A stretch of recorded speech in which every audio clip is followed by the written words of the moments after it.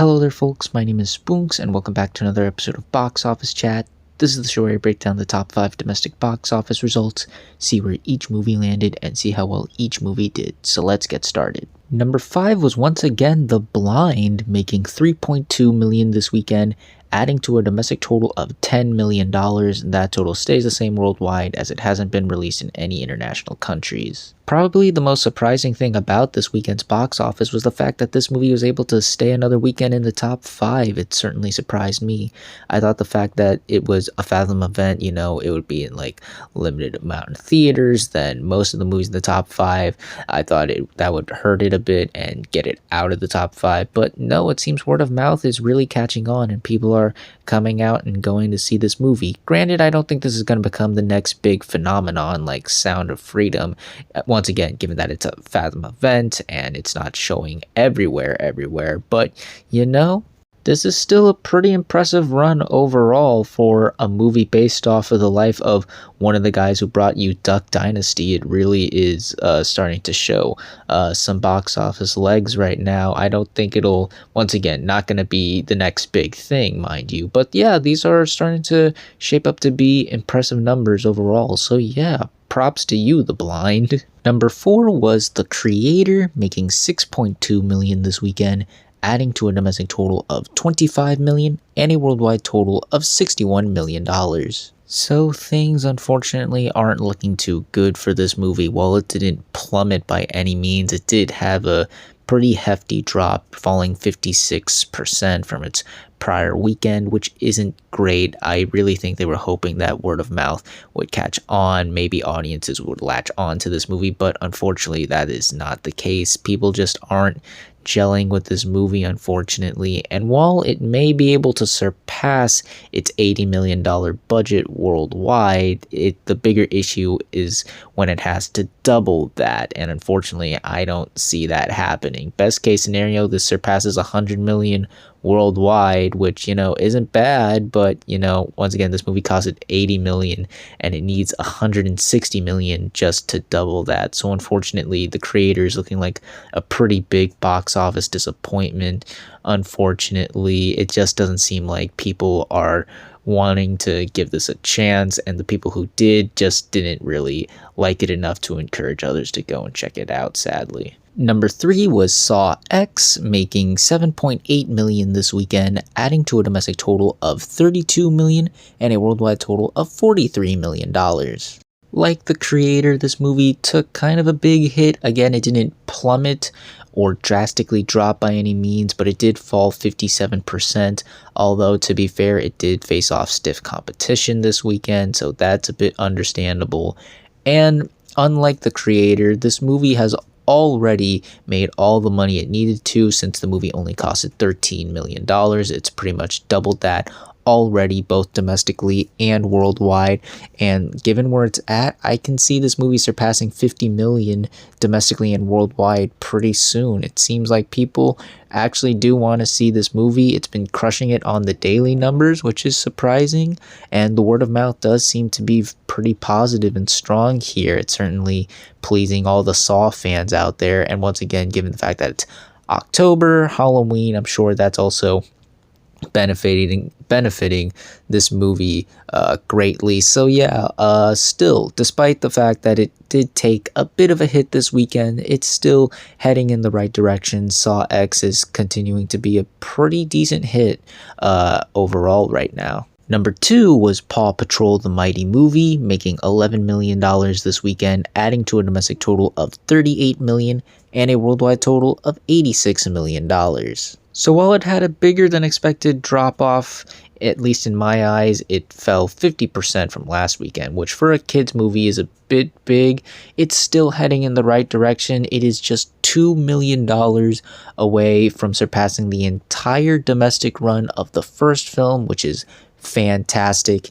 And now it is just a little over $10 million away from surpassing the $100 million milestone worldwide, which is also fantastic. It has already doubled its $30 million budget worldwide, and I think it's going to be able to do that domestically as well. Word of mouth does seem to be pretty strong, and once again, it's the only kids movie out right now until Trolls in November. So I think this movie's gonna pick itself back up, show some stronger than expected legs from here on forward. And yeah, overall, once again, Paw Patrol is still looking like a pretty big hit right now. It's doing very well for itself. And finally, let's end the video off with the number one movie of the weekend, which was The Exorcist Believer, opening with $26 million this weekend domestically and $43 million worldwide. This is the 5th biggest opening weekend for a horror film this year,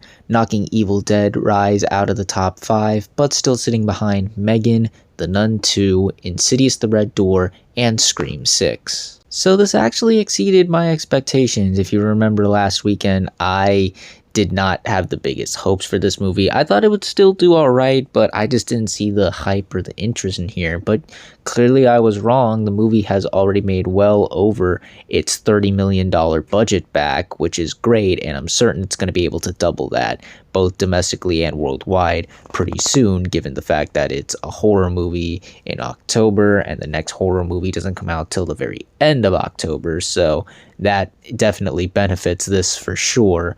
The downside here, though, is I do think it's going to take a while for this movie to get to those box office milestones, as in case you haven't read, apparently the movie's not very good. Critics just hated this movie. Like, the reviews for this, oh my god, and even audiences aren't really gelling with this movie. It got a C on Cinema Score, which is definitely not great. That's actually under the C plus that The Nun 2 got. And I'm definitely very concerned if this movie is going to have the strong word of mouth that movie had. Because while, yes, that movie did have the best reception from critics and audiences, it was still able to find an audience and was still able to do very well. Whereas this one, I just don't see audiences rushing out to go see it like they did with The Nun 2. I feel like this is definitely gonna get some hurt back from the reception it's getting from people now, and I'm not expecting better things than this opening, because you definitely feel like this is a good opening. $30 million budget movie, 26 million opening, that's good. But the fact that not only is this supposed to start off a trilogy with the sequel already dated for 2025, and the fact that they also paid $400 million just for the rights to The Exorcist, you gotta feel like they're a bit disappointing that this didn't open a bit bigger. So yeah, overall, just for this movie, just the opening, it's a good start. It's obviously maybe even a great start, again, given that it's Blumhouse. It didn't cost much, $30 million, sure to double that soon. But in terms of its legs and in terms of how far this movie will go, I don't have the biggest expectations, sadly. And those were your top 5 domestic box office results for this weekend, but we're not quite done yet, as we've got another week ahead of us and new movies hitting theaters. And this weekend we have one major new wide release, that film being Taylor Swift's The Eras Tour. This is Taylor Swift's most recent tour, basically turned into a movie. Her performances shot for film, and they were able to make it for feature length and release it into theaters nationwide this weekend. Now, obviously, if you haven't been living under a rock, you know how massive of a turnout this movie had in terms of pre-sales, and I am definitely one of those people who was shocked to see all the headlines saying how the lines were long, how many seats and theaters have already sold out for this movie. So yes, I do believe we are going to see a massive opening, maybe even one of the biggest openings of the year. Don't think it's going to top Barbie or Mario by any means, but I definitely think we are going to see something very big here. She just has such a massive fan base, and of course they're all going to rush out to go and see this movie, especially with how many theaters, and including her, are encouraging to sing and dance while the movie is playing. So that's definitely going to help. Add on to the fact that this is going to be in theaters nationwide. It was originally going to be an AMC thing, but they were able to sort it out with pretty much every single theater across the nation and even the world. It's even getting a worldwide release, which is definitely surprising. So yeah, I definitely think we're going to see a very big opening here. I am curious to see how its legs will be. We'll see how big of a fan base, if this can truly transcend past her fan base, maybe get the general public interested in seeing this on the big screen. But otherwise, this weekend, yes, this is definitely going to be a pretty big opening, if I do say so myself. But we'll see how well this movie truly does, as well as the rest of the movies that land in the top 5 on the next Box Office Chat. And that's going to do it for this week's episode of Box Office Chat. What did you all think of the results? Were you satisfied, unsatisfied? Comment down below and let me know. If you like this video, hit the like button. If you like this channel, hit the subscribe button. Follow me on all the social media links right there. And until next time, everyone, stay sharp.